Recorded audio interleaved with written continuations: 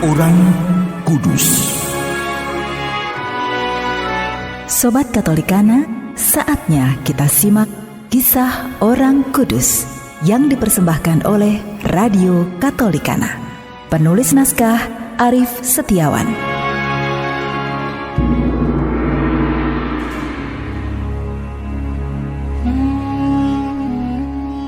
Saudara-saudari, hari ini kita akan mengikuti kisah Santo Yosep Maria Pignatelli, seorang pengaku iman.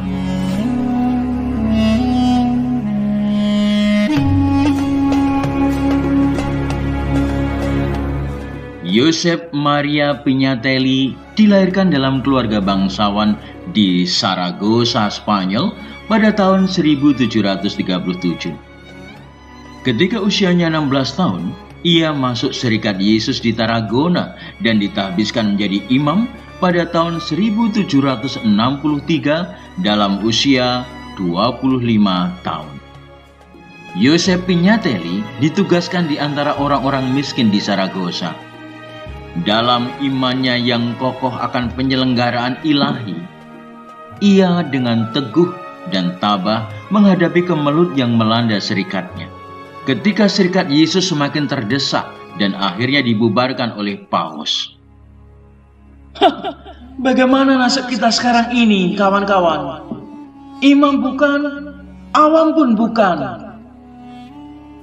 Iya, bahkan Sri Paus pun menolak keberadaan kita. Tenang saudara-saudaraku, janganlah gelisah hatimu. Yakinlah Tuhan tidak akan memberikan cobaan yang tidak dapat kita atasi. Marilah kita bersama-sama berjuang atas iman kita ini. Yosep menguatkan iman para saudara dan membantu dengan segala daya upaya agar Serikat Yesus hidup kembali. Sebab itu ia disebut sebagai tokoh pembangun kembali Serikat Yesus. Yosep Maria Pignatelli wafat di Roma pada tanggal 11 November 1811 karena penyakit tuberkulosis yang lama dideritanya. Pada tahun 1954, ia dinyatakan kudus oleh Paus Pius yang ke-12.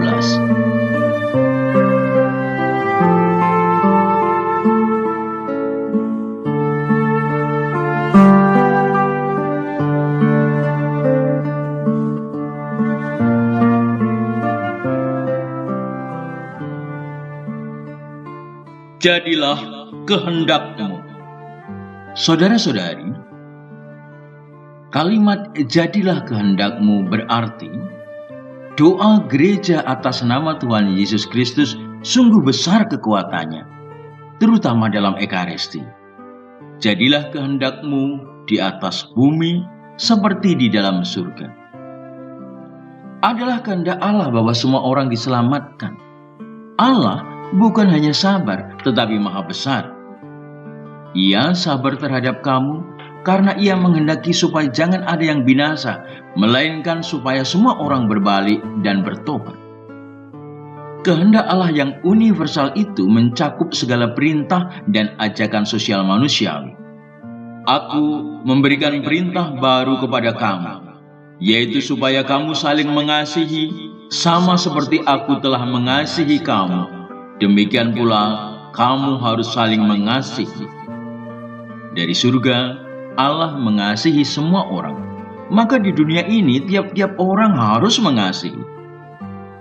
Kehendak Allah telah terlaksana secara sempurna di dalam Yesus Kristus dan oleh Yesus Kristus.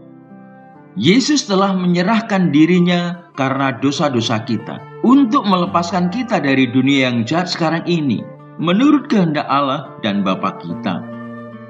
Santo Paulus menandaskan, dan karena kehendaknya inilah kita telah dikuduskan satu kali untuk selama-lamanya oleh persembahan tubuh Yesus Kristus. Apakah kita mampu melaksanakan kehendak Allah seperti Kristus? Manusia penuh keterbatasan. Pasti tidak bisa. Kita hanya bisa dalam persatuan dan kesatuan dengan Kristus sendiri.